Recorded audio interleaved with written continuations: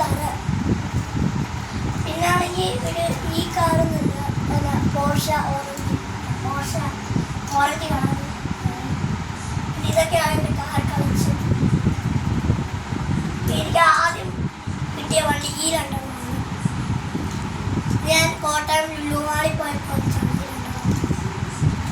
ഇത്രയോടെ നമ്മുടെ video. Like ചെയ്യാത്ത like ചെയ്യുക, ഷെയർ ചെയ്യാത്ത ഷെയർ ചെയ്യുക, സബ്സ്ക്രൈബ് ചെയ്യാത്ത സബ്സ്ക്രൈബ് ചെയ്യുക.